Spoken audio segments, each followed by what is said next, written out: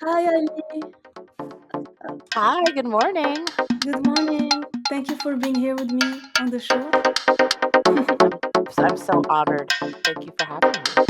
Thank you. So, before we start the conversation, can you introduce yourself? Sure. My name is Ali Rosa-Salas, and I am a born and raised New Yorker from South Brooklyn, and I am a twin. I'm a curator. I'm a daughter and friend, and I also uh, support artists currently through my work at the Abrons Arts Center on the Lower East Side of Manhattan. Before we start talking about Abrons, I wanted to know a little bit about your background and also journey as a creator, like when you started. So I know that you're born and raised in New York, right? Oh yeah. Like, how was like your childhood, like being in New York and um, just like like what led you to like being a curator? Like what inspired you? Thank you for that question because I feel like it's a really important framing for why I'm doing this kind of why I'm spending my time in arts and culture and doing what I do now professionally and even how I engage in the world as a human. Um, And so, yeah, I think being from New York City is absolutely feels really foundational to my perspective, my subjectivity, just how I experience time and everything else. And I grew up around artists. My mom is an artist. She's a visual artist, and she's a dancer. And when I was growing up, she was really more focused on dance. She was a professional flamenco dancer. So my sister and I grew up at a dance studio in Manhattan's theater district called Faisal's, and it was a studio that basically was like a home base for all of the dance forms that like no other dance studio wanted to host. So flamenco, there was a large flamenco community that gathered there, practiced there. Hip hop and house dance communities also had a really important role. Tap dancers, Middle Eastern dancers, Irish step dancers, like basically like every pariah dance form of the world found a home at this studio, and it was a really, really important place for my. It was my daycare center, and because this community of artists basically took care of me and my sister, and also I feel like that was the first place where I really understood the relationship that people could have with art that felt really just like authentically integrated into their everyday life, and also the connectivity these artists had to other people who in maybe other circumstances they would have never come into contact with. Um, that just always that experience being there. It's no longer exists because it's now a hotel. The building got torn down. Um, but that experience, I think, really had a formative impression on me, and the commute there also because I spent a lot of time on the train with my mom and my sister, and just you see so much on the train itself, like performances on the platform or in the train, in the car, just all these kind of dynamic exchanges. Like it's just theater everywhere. So I also at that age was interested in theater that like performance and art that was happening, of course, like on stages and in studios, but also just like how in New York City it's everywhere, and so you can't really make that like distinction of what is art and what is not because it's just so part of. So I say all that to say that I think that that really influences even today what I'm interested in curatorially. Like I still have a deep love for like street and club dance, and music is a huge part of my life. Especially like music that was created in New York City. I love rap. I love um, all music, but I think particularly just like yeah, music that really has been developed here, um, and also art that is created by folks who consider themselves artists, but maybe not like with a capital A. Some folks say that like that's maybe referred to that as like non-professional artists, but um, yeah, I'm interested in folks who are taking photos and maybe they're like family documentarian, aren't necessarily identifying like as a photographer with a capital P, but very much are. So across all disciplines, whether it's like visual arts or performance, that also remains like really interesting and inspiring to me. Yeah, I definitely relate to that. I mean, I've been thinking about that, like how on Instagram you have this friend who just posts images. And for me, it's art. Like they're creating an archive, but then they don't have that title. And it's just interesting, like to think of art in. Totally. And even curators, even that idea, like I feel like now every this democratization of that term curator, like I feel like that word itself is even so much more accessible. Like I feel like so many more people even know like that term and that identity is part of so many more people's vocabulary, which I think is so awesome because we are engaging in curatorial decisions every single day, like all the time. Our playlist, our, what movies we're going to see, like we're building our taste every moment. And so I also really love that too, that term and and the verb of curating is becoming something that more people are claiming as like, yes, I do this thing. I think that's awesome too. Yeah, yeah, and I'm really interested in like I know that like you've been so like before you joined Abrons Arts Center, you were an independent curator. How did you navigate being an independent curator like before having this position, this stability? How was it? How was it like being a freelancer? Certainly formative. I definitely like had to bet on myself, and I feel so grateful for the internet.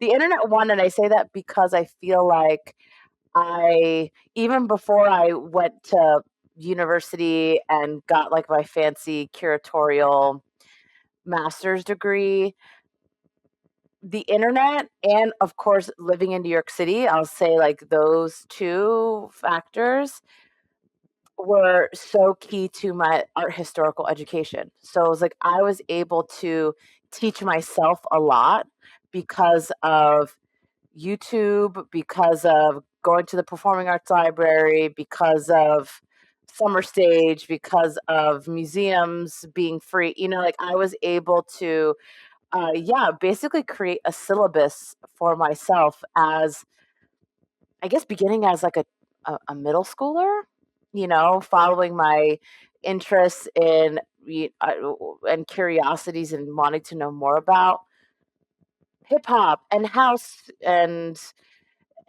then modern dance and then ballet and then postmodern dance or whatever like my interest I was able to have my interest be cultivated because of these tools. So I went into undergrad being like of being exposed to so much more, um but really having had the privilege to lay a foundation of like I didn't know I was building like my art historical what curators are taught to do is like understand like a canon and like who are the quote unquote key players and what are the important works. It's like I was because I've just been authentically interested in it since I was really young and had the privilege of living in New York City, internet access, was able to dive into it. Um, once I left once I graduated from undergrad, I had the opportunity to have a curatorial fellowship at MoCADA, which is the Museum of Contemporary African Diasporan Arts in Fort Greene. And there I was able to learn just like a job like that can't teach you your subject, like your taste. And I don't know why I'm saying that word because I also hate that word. So it's like your interests, maybe I'll say, like what excites you. Like no, grad school can't teach you that. Like school can't teach you that. A job can't teach you that, but it can provide like a platform and resources for you to maybe dig into it a little more. So I felt like I went into that first professional experience having the opportunity to gain more exposure to like process in like an arts administrative context of like this is what it takes in this context to organize a show, like an exhibition that's like legible to this context. Like people organize shows in so many ways, like, and there's not one way to do it, but it was a really great introduction and crash course into it. So I think that really helped build my confidence because I was like, okay, I could learn these tools for my interest to be like channeled in this framework. But that was really, I mean, that was a really unique opportunity because I feel like in the US, those sort of curatorial fellowships are like few and far in between. And that is why a lot of people do go to grad school to have access to those kinds of curatorial opportunities. So um I was in the right place at the right time for that. But then once I finished that fellowship, yeah, I took a bet on myself and was doing a lot of things on like a credit card. I realized quickly, I was like, oh, like the opportunity isn't going to just like appear. Like I have to create the opportunities for myself. So I'm grateful for the audacity of that like early 20s version of myself because I wouldn't be here. Well, I wouldn't be here without like the 15-year-old version of myself on, early YouTube and then like the late teens on Tumblr and then the early 20s, like just being out and about, exploring New York City because I think there's such a, of course, beautiful DIY example here where I'm not the only one like just taking matters into my own hands and doing it myself. There were just so many incredible models. So that's how I built my portfolio was organizing events on my own, like in like nightlife spaces and things of that sort. And then just building that your own kind of, I guess, credibility, for lack of a better term, then led me to the role that I have today. But it certainly wouldn't have been possible without me just being like, I have an idea, I'm going to execute it, and like hope that it yields something. Yeah, it's um, really inspiring. And like, cause like, so in 2017, you joined Abrons as an artistic director, and now you're vice president of visual and performing arts. So like, has your vision for Abrons evolved as your role has grown? That's a great question. I actually joined in 2017 as the performance curator. It was a new leader at the time, and I actually just met with him and was like, I was a child. Like, what, like I was really. I mean, I'm really grateful for that. For the person who hired me, who's like continues to be a mentor. To me for just recognizing what I was doing at the time. But to answer your question, I think I came to this role in 2017 and very clear on my interests and who I wanted to see like platforms here and what kinds of artists like I wanted to support me, Ali, and I say that very intentionally because I think as I've um, matured as as a person and a professional, and also as I've grown in this organization, that that notion of like Ali, curator, I has become like more nuanced. Because I guess I should start by saying that the Abrons is part of a social services agency. We are the arts and culture program of the Henry Street Settlement.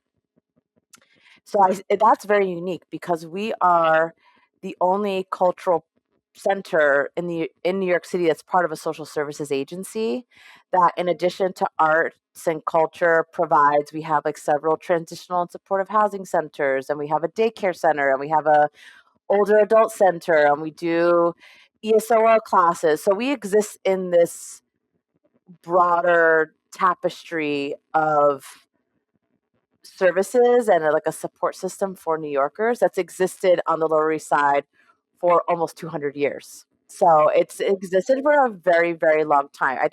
I mean, we're 70 years away from 200. I think we're like 133 years old, but still, like that's kind of it's ancient, it's ancient comparatively to other organizations in New York City. So that that when I initially got this role was it felt so aligned because I'm from New York City.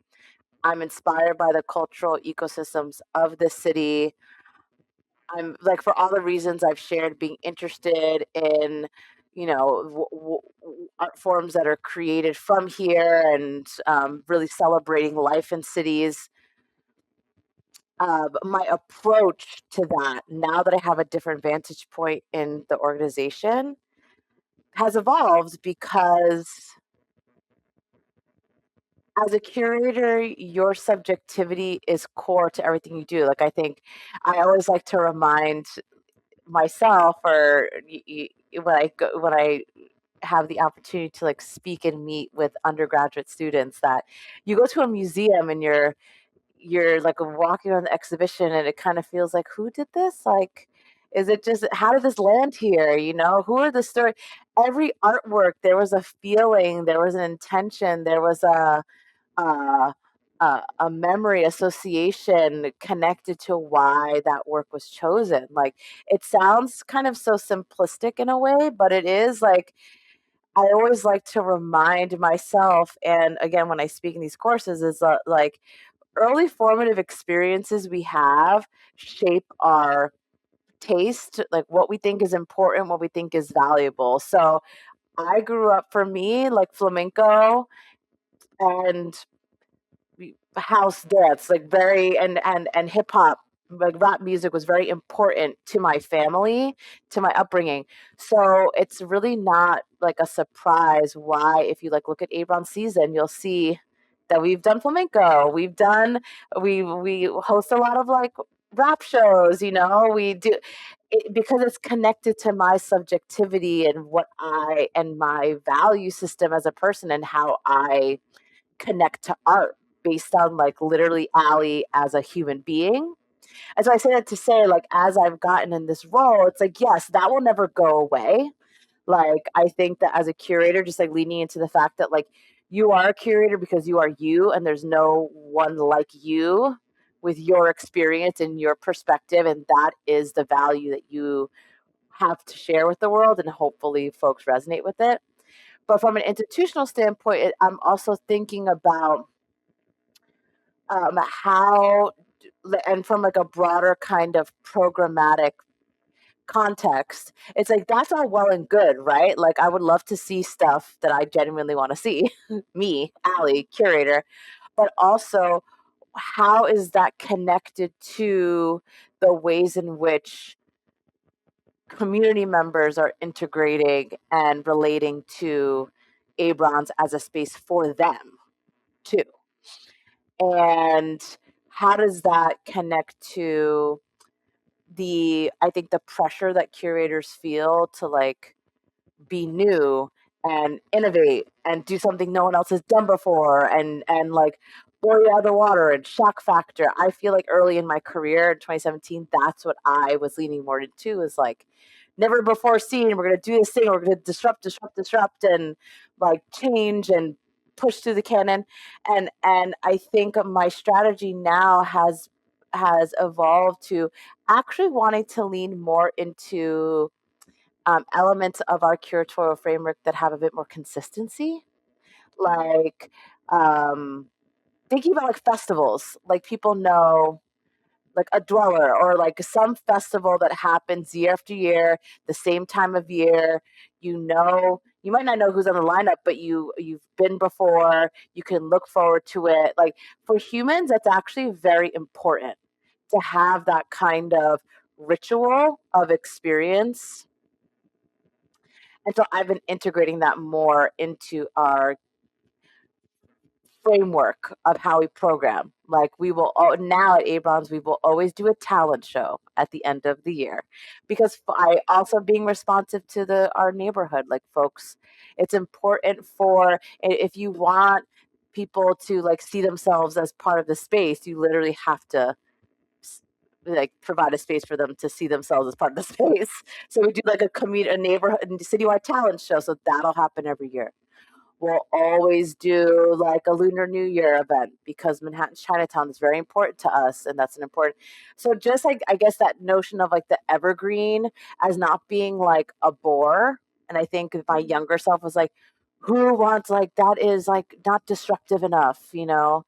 Um, but I think with age and experience, it's like, oh no, that's actually how you build trust and continuity, and how people make memories, by knowing that there's, in just like the instability that is our world, having something that you can like rely on as like a cultural programmatic anchor year after year is actually just as valuable as being like disruptive, which is of course equally as important. And I love surprising people.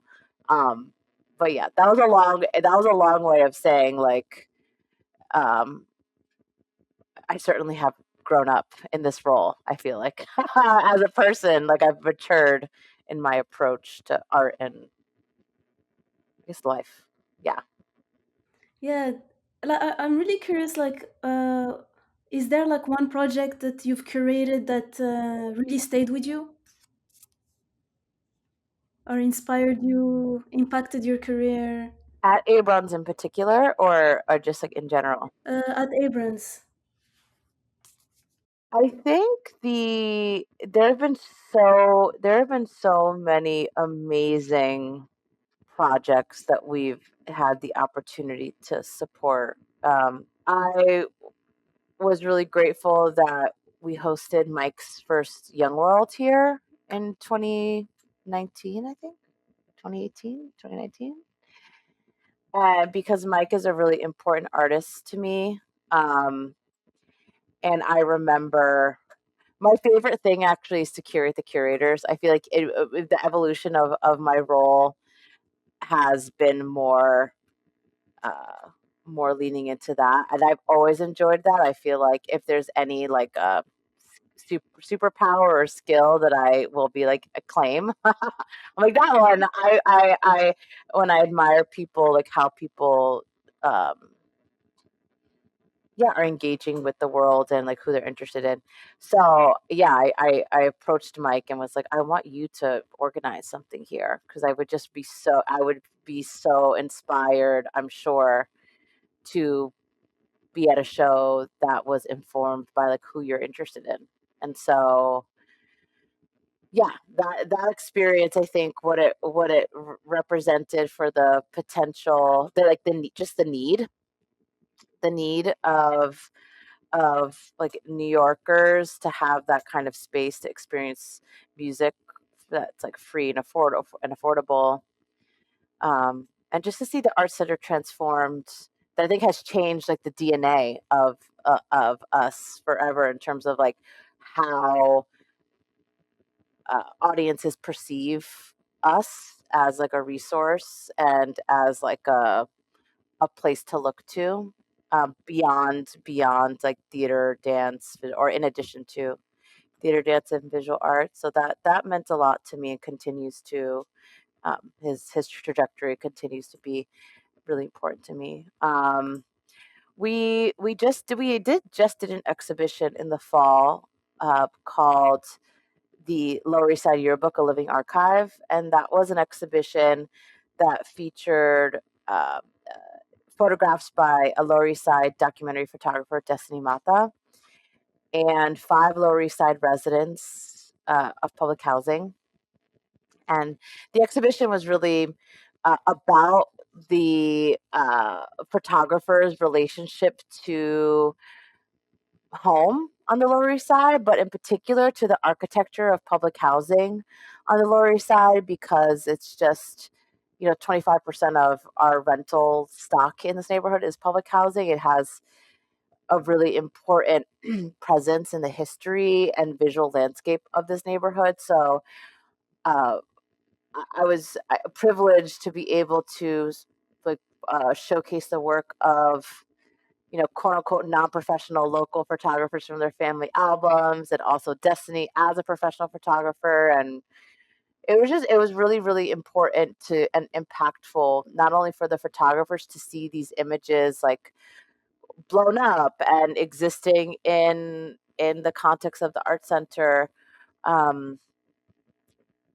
and in a gallery context. Not that a gallery context makes this work any more important, but I think just being able to see their work outside of an album in a new like scale was really powerful, and just to see our neighbors really connect to the content of and not feel alienated by what was happening in the gallery, in a gallery space. It's like their lives, their like everyday in was celebrated, I think, so exquisitely. And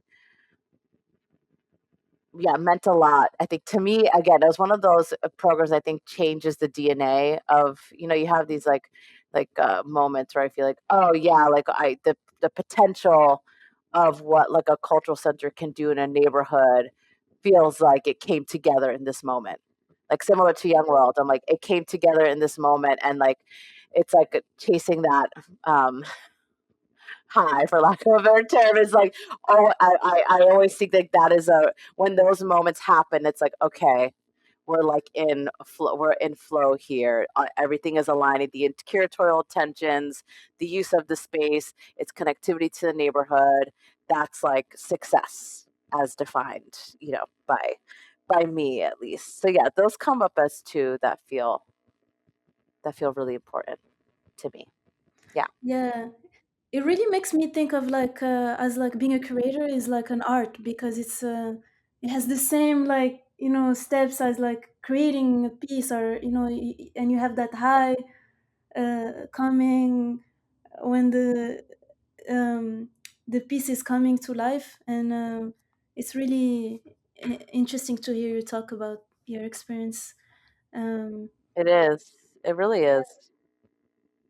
Yeah, because people don't like necessarily think of they're like, oh, a curator is the person bringing people together. But I think there's like as you said, like your vision coming from your life experiences and like and also I always think of childhood as it's so important. Like it's like a blueprint, and the fact that like your mom is an artist is so cool. Like you have that, like it's very.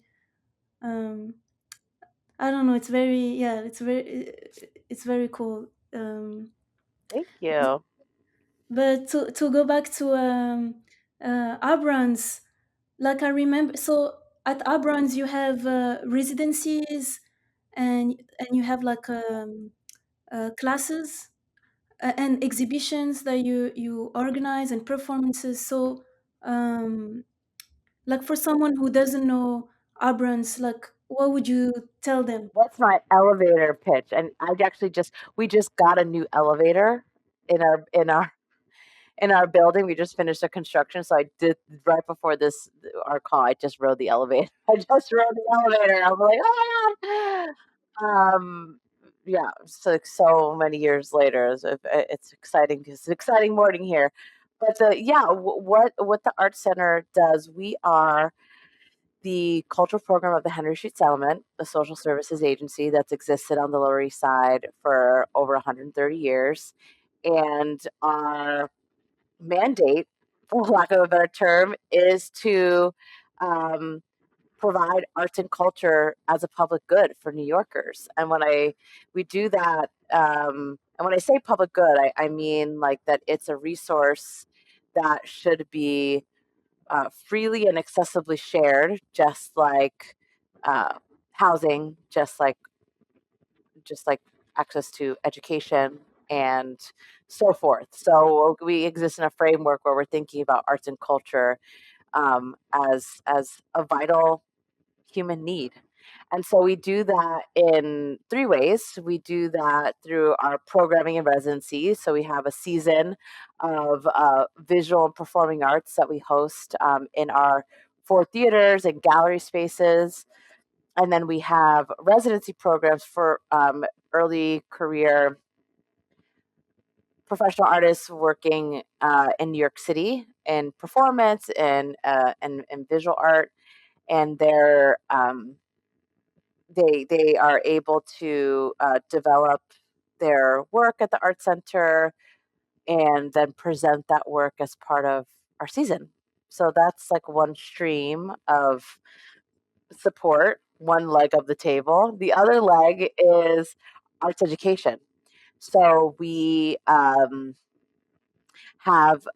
classes in dance, music, theater, and visual art that we host here at the art center and that we host also throughout Henry Street Settlement's campus. So Henry Street is also comprised of like 18 sites around the Lower East Side. So we do arts programming in those sites and in local public schools. So we're bringing professional artists to engage with young people in that way. And intergenerationally, it's not only young people, but that's very important. And then the third leg on the table is space access. So folks utilize our dance studios and our music practice rooms to do their own thing, and our theaters to present their own work. That's not part of our programming season. So, but very much part of the uh, fabric of the art center itself. So providing, especially in the context of New York City, access to uh, space to develop work is a really important value of ours, and yeah, kind of brings together the space as a resource itself in connection to like the need of artists and organizers and anyone else who can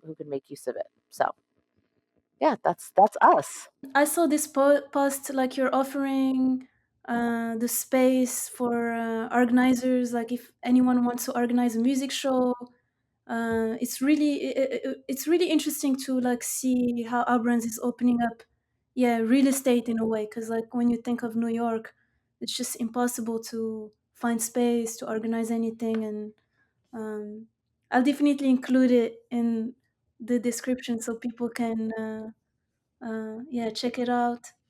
Thank you for doing that. Thank you for doing that. Yeah, it's a cool initiative.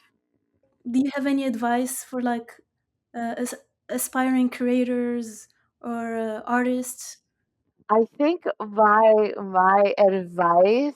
Ooh, I'm talking to myself too when I say this. Is like I think that if I'm speaking particularly about curators, there is this pressure. I think like FOMO exists very much within the brain sort of space of curators, whether they're like quote unquote emerging or established or whatever.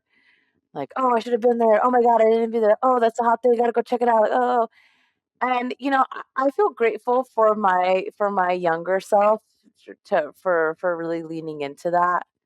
Like, I gotta be there every night. I gotta see this. I gotta see that. And I like, yeah, just being very voraciously out and about, I guess. I feel like now I still have a veracity, but it's not in quantity. It's in like the intention with which I'm coming to a thing. So I'm seeing way less, I'll say. Like I think that I just in order to preserve my own like capacity, because Ali is not a curator, like that's not is what it's gonna say like on my tombstone, you know? Like I don't want like I also there's so many other things that make me that I feel like I'm just kind of waking up to, like being a mom, being a friend, you know, liking to do long distance walking, like things that like have everything and everything to do with my like love for curation, but is not seeing a show. Like I realized that in order for me to kind of be able to come to this work with authenticity, I have to continually pour into the other cups on my table that are not like going to see a show. Even though that brings me so much joy and that is genuinely like what I do for fun too. It's not like it's like something I hate doing, but I realize that I go to things like because I'm really interested in l- like I'm letting my curiosity drive me less so than like I'm going to this thing because I feel like I have to be there.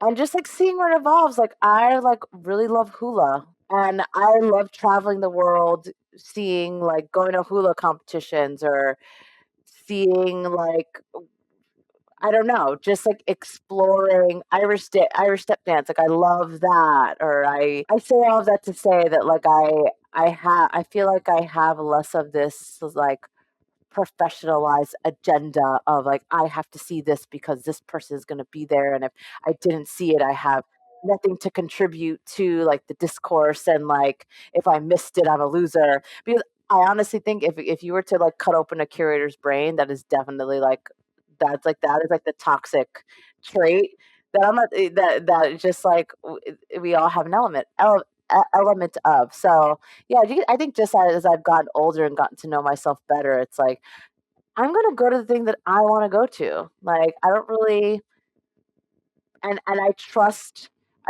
that my, like, subjectivity and my interests, like, let that lead the way and, like, don't have so much of an agenda because, um, yeah, it's just, like, it makes it less sustainable, and it's also important to know yourself outside of this thing because that also they're like mutually supportive. It's kind of like pouring cups into each other. It's like, yeah, make time for that soccer league thing. Even though you think like, oh my God, it's at 7 o'clock and I won't be able to go see a show. It's like, no, actually like that'll probably give you an idea for something else. So all of these components are important. Yeah, definitely. I definitely relate as well. And uh, thank you so much, Ali. This was so great. Uh, Thank you so much for having me. I appreciate it.